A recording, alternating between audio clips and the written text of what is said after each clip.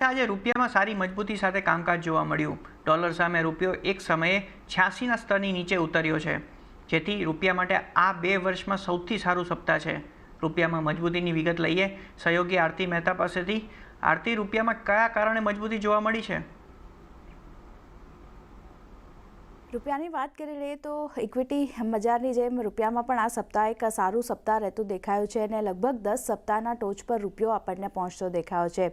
રૂપિયો 10 જાન્યુઆરી એના બાદ સૌથી ઉચ્ચતમ સ્તરે આપણને પહોંચતો જોવા મળ્યો છે, જેમાં ડોલરની સામે રૂપિયાની વાત કરી લઈએ તો 86ના સ્તરની નીચે હવે રૂપિયામાં કામકાજ થઈ રહ્યું છે। છેલ્લા 2 વર્ષની વાત કરી લઈએ તો રૂપિયામાં માટે સૌથી સારું સપ્તાહ જે છે તે આ સપ્તાહ આપણને રહેતું દેખાયું છે અને 2 વર્ષમાં આ સૌથી સારું સપ્તાહ છે, એટલે તમે વિચારી શકો છો કે કેટલી મોટી વોલેટિલિટી આપણે રૂપિયામાં જોઈ છે।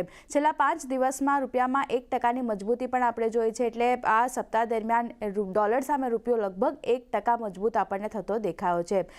કારણોની વાત કરી લઈએ તો સૌથી મોટું જે રીઝન બની રહ્યું છે તે એફઆઈઝની ઇન્ફ્લો બનતું દેખાયો છે, કારણ કે ત્યાં જે રીતે ફરી એકવાર ઇન્ફ્લો આપણા બજારમાં આવી રહ્યો છે, સાથે જ ડોમેસ્ટિક ઇક્વિટીમાં જે એક પ્રદર્શન આપણે જોયું છે, એક સારું પ્રદર્શન જોવા મળતું દેખાયું છે, એને કારણે એક સપોર્ટ ખાસ કરીને રૂપિયાને મળતો દેખાઈ રહ્યો છે।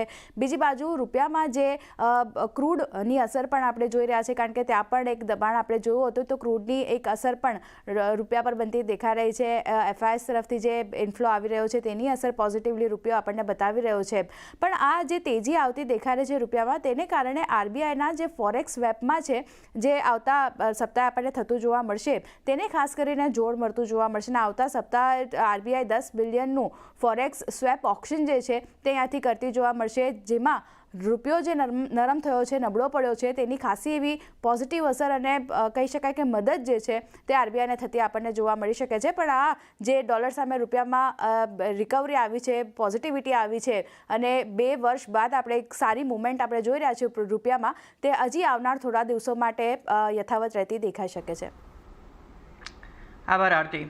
તો સાથે બજાર